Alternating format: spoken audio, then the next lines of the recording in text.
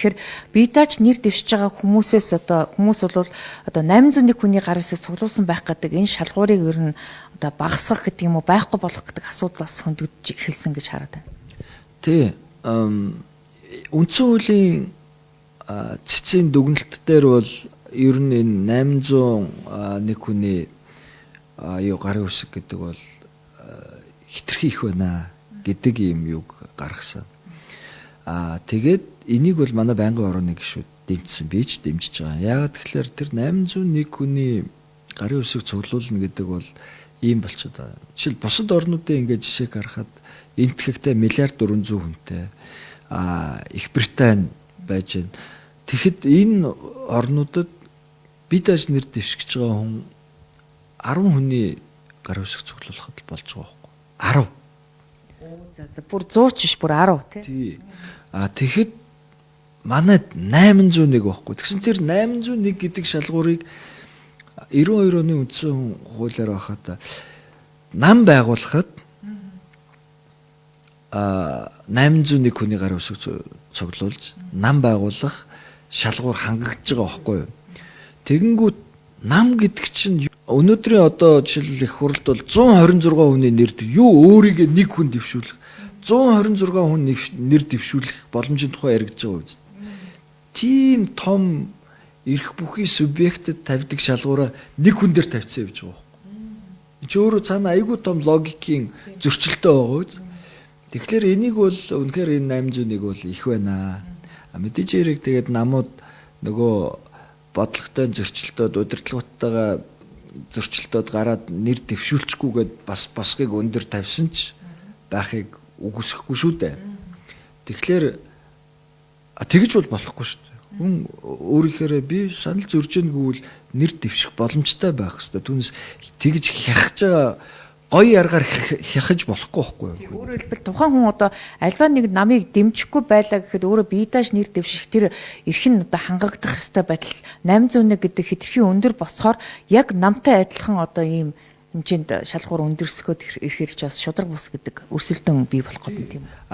Яг үн тэрнээс гадна өшөө нэг юу нөгөө зарим хүмүүс чинь би энэ бодлого чи дэмжиж чадахгүй гэд гараад би тэгвэл би дагаад нэр дэвшнэ гэхэлэр тэр боломжийн нөгөө альва намууд ялангуяа том намууд намын баг хурлаараа нэр дэвшүүлээд нөгөөх нь дэвшин гэж байгаа тэр нэр дэвших боломжийг олохгүй бол гараа нэр дэвших гэхлээр нэгдүгээр цагийн тулцсан байдаг, хоёрдугаар 801 хүний гарын үсэг цуглуулна гэж байхгүй болчихж байгаа байхгүй. Тэгэхээр тэр чинь айгүй олон өөрийнхөө намд шүүмжлэлтэй хандж байгаа хүмүүсийн эрхийг хааж өгж байгаа тийм далд зохицуулт явж байгаа байхгүй. Тэгэхээр тэрийг үндсэн хуулийн цэцүүл гэрхээ харсан байна шүү дээ. Би тэгээ нэг шудраг гэж үзэж байгаа. Тэгэхээр тэр бүм хүнтэй улс орнуудад 10 хүний гарын үсэг цуглуулад бие дааш нэр дэвших боломжтой болж байгаа юм бол ядаж 3.5 сая хүнтэй Монгол улсад хэрвээ бие дааш нэр дэвших хүн болвол ер нь хэр хэмжээний гарын үсэг цуглуулах боломжтой гэж харж байна. Бид нар бол байнгын хорон дээр ямар ч гэсэн энийг ингээд дэмжиж энэ бол бууруулах ёстой байна гэд явуулж байгаа юм. За ингээд энэ их хурлын чуулганаар хэрв үндсэн хуулийн цэцэн энэ дүгнэлтийг бид нар хүлээгээд авчвал энэ дээр хуулийн өөрчлөлт орж ирэхгүй бол болохгүй болно. Тэгэнгүүт би энэ дээр бол өөрийнхөө байр суурийг байнгын орон дээр бол хэлсэн. Яг хамгийн бага тооны гишүүдтэй баг хуралтай намын нэр дэвших босгоор нь тэр тоог тухайн жилд нь яг л жил болгон намын тооч өөрчлөгдөж болно. Тэгэхээр сонгуультай жилдээ аль намын баг хурал хамгийн бага гишүүнтэй байна. Тэгээ босго нь хамгийн бага байна. Тэр багаар нь тавиад өгчих гэж байгаа байхгүй. Тэгэхгүй бол бүр босгохгүй бас болгож болохгүй. Ягаад гэвэл энэ дэр шууд ийм асуудал гарч ирж байгаа. Тэр хүн цөөхөн ихтэй биш. Нөгөө намаас нэр дэвшиж байгаа хүмүүс чинь бас намынхаа баг хурлаас хүний санал авч гарч ирж байгаа байхгүй. Тэгэхээр тэр хүмүүс хин нэгний намынхаа гишүүдийн ч бай хүний санал аваад гарч ирж байгаа нөгөө хүмүүс огт саналгүйгээр дэвшиж бас болохгүй байхгүй. Тэгэнгүүт эсрэг ялгуурлал үүсэж байгаа үст.